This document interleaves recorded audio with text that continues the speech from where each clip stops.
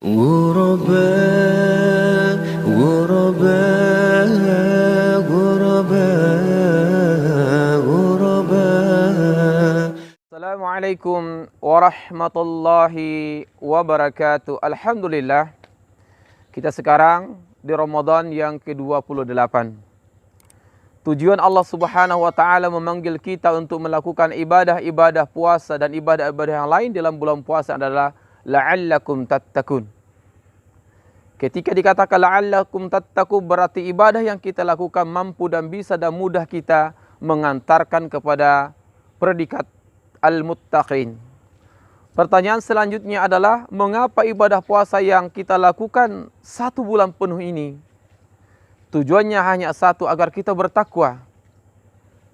Ternyata ketika kita tadabburi, baca Al-Quran dan hadis, takwa yang kata Rasul, at-taqwa hahuna, takwa ada dalam diri dada kita, bukan pada aspek zahirnya.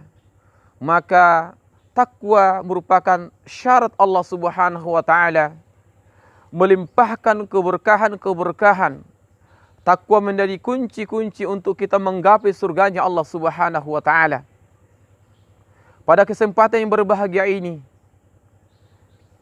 kita akan jelaskan sedikit tentang ketika Allah Subhanahu wa taala menyampaikan ayat-ayatnya dengan sigat syarat, lau in, jika kalian bertakwa, seandainya kalian bertakwa, maka kita dapatkan janji-janji Allah Subhanahu wa taala jika seorang muslim telah memenuhi syarat sebagai orang al-mu'min al-muttaqin.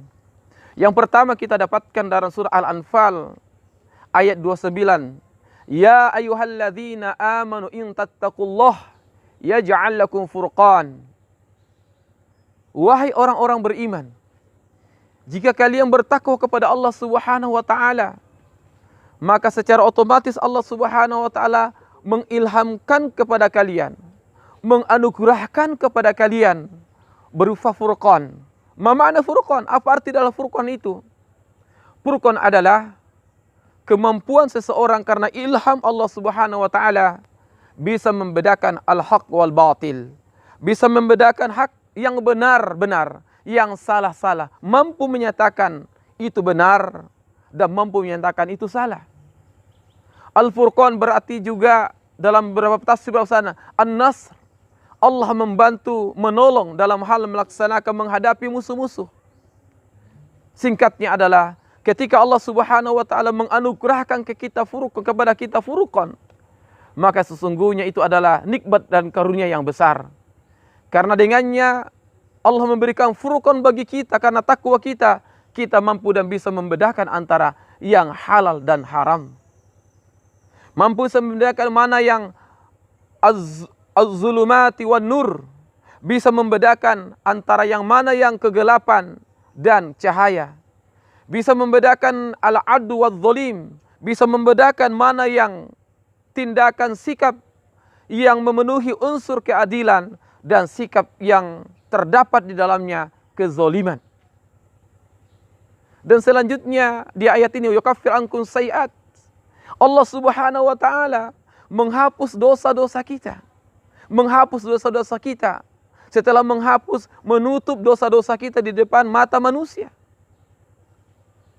Dan selanjutnya ditutup ayat itu bahwasanya Allah Subhanahu wa taala akan mengkaruniai surga bagi kita. Di ayat yang lain, di surat Al-A'raf, surat yang ke-7 ayat 96, Allah Subhanahu wa taala berfirman, walau anna ahlul qura amanu wattaqau. Seandainya suatu masyarakat, penduduk negeri, amanu wattaqau, beriman dan bertakwa, maka jawaban daripada syarat la fatahna alaihin, sungguh kami akan bukakan. Kalau Allah sudah akan membuka, apa yang dibuka Allah Subhanahu wa taala? Barakatim minas samawati wal ardh. Maka Allah Subhanahu wa taala akan membukakan pintu-pintu keberkahan dari langit. Awal daripada pintu-pintu keberkahan adalah Allah menurunkan air hujan sesuai dengan kadar kebutuhan. Hasbunallah wa ni'mal wakil. Kemudian juga Allah akan memberikan keberkahan-keberkahan dari ada apa-apa yang ada di bumi. Dan kemudian juga keberkahan dalam arti di sini adalah ziyadatul khair. Sumber daya alam memberikan efek kebaikan kepada manusia yang ada di masyarakat tersebut. Yang lain juga bahwasanya Allah memberikan kemampuan mengeksplorasi, mengelola, mengolah, mendistribusikan kekayaan yang ada pada negeri tersebut. Berkah juga di sini adalah sumber daya alam mendatangkan as-sa'adah, ketenangan, kesenangan, kebahagiaan bagi penduduk. Inilah, tapi ini semua dimulai daripada adanya iman dan takwa pada masyarakat, komunitas, bangsa dan negara. Oleh karena itu, jika bangsa negara kita, bangsa yang kita cinta Indonesia ini yang subur kaya, kekayaan alam yang luar biasa, ingin kita bisa mengelola sendiri, menikmati sendiri, dan akhirnya menghadirkan kesejahteraan, satu yang mesti kita miliki, setiap pribadi, masyarakat dan bangsa adalah amanu wattaqau. Amanu wattaqau. Allah ziyadatul khair. Keberkahan-keberkahan itu adalah ziyadatul khair. Allah menambahkan kebaikan. Yang lain bahwasanya Allah Subhanahu wa taala menjadikan takwa sebagai syarat Allah berikan keberkahan-keberkahan adalah wa may yattaqillah yaj'al lahu makhraja. Dalam surah At-Talaq surat kedua ayat kedua, siapa saja sebagai syarat, siapa saja yang bertakwa kepada Allah Subhanahu wa taala, yaj'al lahu makhraja, Allah akan hadir memberikan solusi-solusi terhadap persoalan-persoalan kehidupan, persoalan-persoalan dalam masyarakat. Maka Allah Subhanahu wa taala, wa man yattaqillah yaj'al lahu makhraja, persoalan sandang pangan Allah selesaikan. Bahkan persoalan daripada COVID-19 ini Allah akan hadirkan solusi-solusi jika kita beriman dan bertakwa. Dan selanjutnya dalam ayat ini Allah Subhanahu wa taala At-Talaq ayat 3. Jika kita memenuhi suatu pribadi, keluarga, masyarakat, ada hadir takwa di dalamnya, maka Allah Subhanahu wa taala juga wa yarzuquhu min haitsu la yahtasib. Allah Subhanahu wa taala akan memberikan rezeki-rezeki zahir wal batin.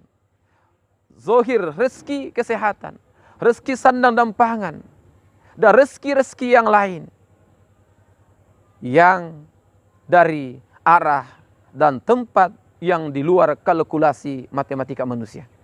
Yakin Allah akan memberikan rezeki karena ketakwaan kita, dan ini justru lebih besar, lebih berkah jika kita Allah memberikan rezeki karena asbab dan kunci ketakwaan yang kita miliki. Dan yang selanjutnya, kalau kita bertakwa fahuwa hasbuh, maka Allah Subhanahu wa taala memberikan kecukupan dalam hidup dan kehidupan kita. Oleh karena itu, yang terakhir dalam surah Al-Hadid ayat 26, kalau kita bertakwa kepada Allah Subhanahu wa taala, maka Allah Subhanahu wa taala memberikan kelipatan-kelipatan rahmatnya, memberikan kelipatan-kelipatan rahmat yang diberikan kepada kita. Bukan pertambahan, apalagi perkurangan, bukan pembagian, tetapi kelipatan-kelipatan yang Allah berikan jika kita bertakwa, beriman, bertakwa, taat kepada Allah dan Rasulnya. Yu'tikum kiflai minar rahmah. Allah memberikan kiflaini, kelipatan-kelipatan daripada rahmat Allah Subhanahu wa taala. Oleh karena itu, mumpung kita di 20 Ramadan ini, 28 Ramadan ini, marilah kita bertanya dalam diri kita, sudah adakah karakter-karakter, sudahkah indikator-indikator takwa sehingga kita memenuhi syarat dari Allah Subhanahu wa taala yang diberikan janji-janji dari ayat yang kita baca tadi, diberikan furqan, diampuni dosa-dosanya, dimasukkan ke dalam surganya Allah Subhanahu wa taala, diberikan keberkahan dalam hidup dan kehidupan, diberikan rezeki dari arah yang tidak disangka-sangka. Allah hadir setiap kita menghadapi persoalan-persoalan, kesusahan-kesusahan, Allah akan hadir. Dan selanjutnya Allah memberikan kecukupan. Allah memberikan kelipatan-kelipatan daripada rahmat Allah Subhanahu wa taala. Oleh karena itu, kita senantiasa berdoa kepada Allah Subhanahu wa taala, Allahumma ati nafsi taqwaha. Ya Allah, Allahumma ati nafsi taqwaha wa zakki anta khairu man zakkaha anta wali maulaha.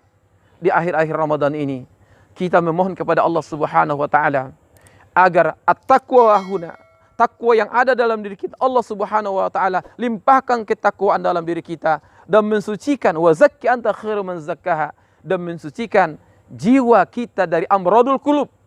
Karena kalau ada penyakit-penyakit hati, tidak akan mungkin sifat dan karakter takwa itu akan bersemayam dalam dada kita.